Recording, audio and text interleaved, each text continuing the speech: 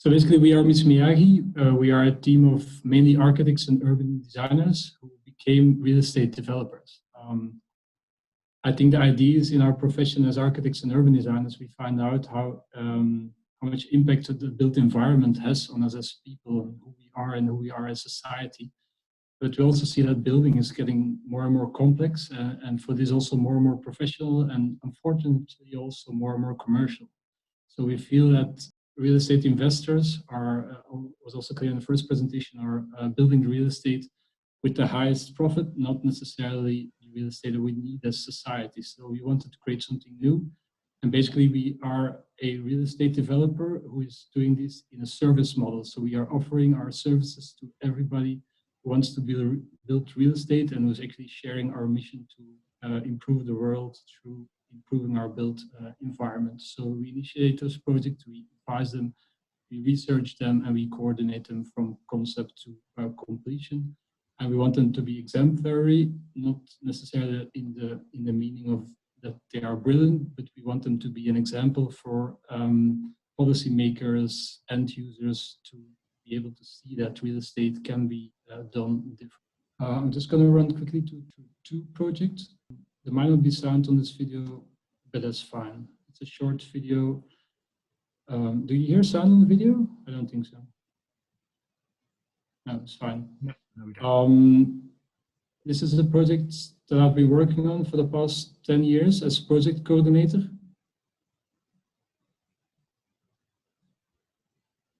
So I was not the architect, but I represented the different clients. Basically, the building was bought by some local entrepreneurs, creative entrepreneurs, who bought this building to use it themselves as a creative work hub.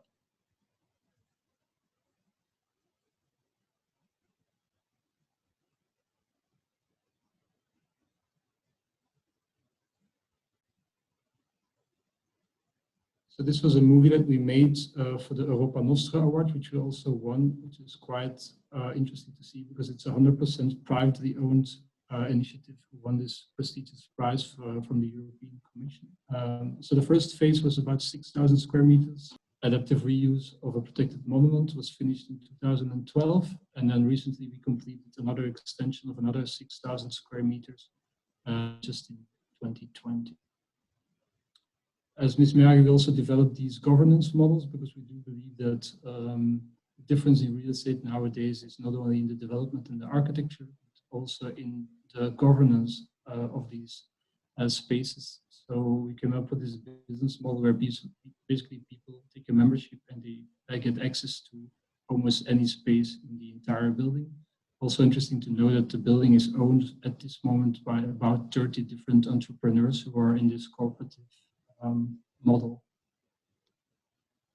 As Miss Miyagi, we only exist for about 4 years. So the Miss Miyagi came out of my experience coordinating the project of the Horen. Basically, we are now coordinating the adaptive reuse of lots of industrial, religious, real estate projects.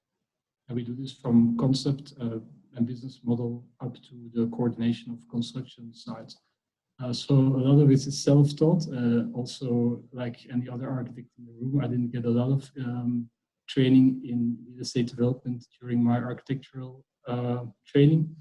But we always say you should be able to resolve any real estate problem on the back of a beer cart. It's really not that hard. So just start trying it.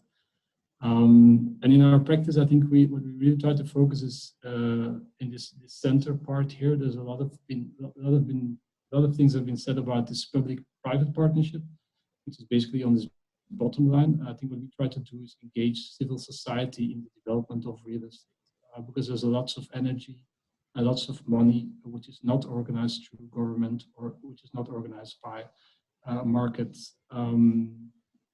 principles. And I think this is something very crucial to put this end user again central in the development of real estate. And it does actually create lots of opportunity to create interesting urban spaces. What is crucial about this model is that we plea for new coalitions between these different actors. We are not pleading for sort of 100% commons related real estate development, but it's really about finding for the right building, the right coalition between these different actors. Then in our practice, so these are just three theoretical models. So in our practice, we work a lot with these design thinking principles. Of course, this comes from our training, but we use them also in more complex real estate development, where basically it's very much user-oriented. So we use the experience and input from users throughout the entire process of developing buildings. And I think this is also some very interesting theory on cultural heritage. It's called the upstream model.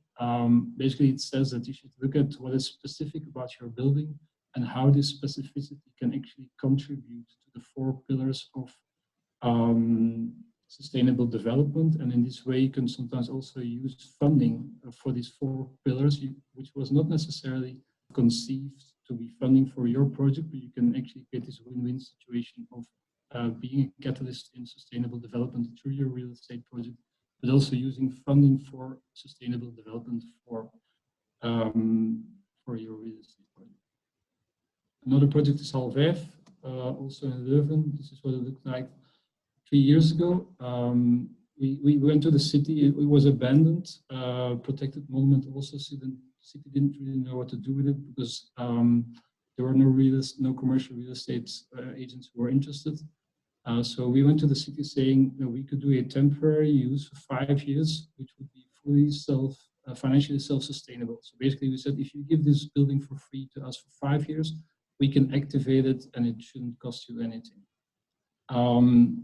City believed it, which was nice. They did some minor works and then they had a public call for partners and we applied on this call. And now it's this multi-use space with a food court in front.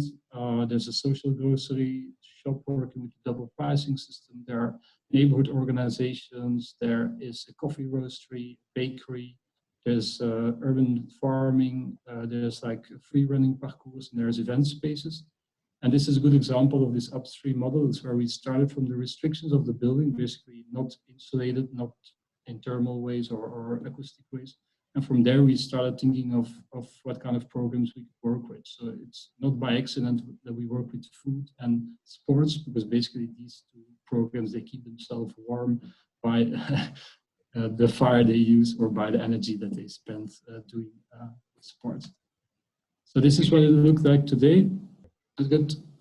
Interesting to see also that Leuven, this is the city where I'm based, is recently won the iCapital of Innovation, and both Project De Hoorn and Alvarez were also one of the key examples of engaging citizens in policy. Interesting to see also that Alvarez was almost completely financed by the neighborhood. So we launched a call for citizens to invest in this project, basically a simple loan that they could give. We are now working also to basically scale this up with Miss Miyagi on a cooperative funding, corporate funds actually, where basically tenants or people from the neighborhood can invest in specific projects to make them work. So we are really trying to change some of the DNA of real estate development and real estate investors. So this is now these are 2 other projects that we are launching the fund. We are finalizing it now in December. We are launching it in January, trying to raise about 3 million euros in the next year to start 2 other projects, or 3 other projects actually. One is in Michiel, a laboratory for circular economy, which is also public-private partnership.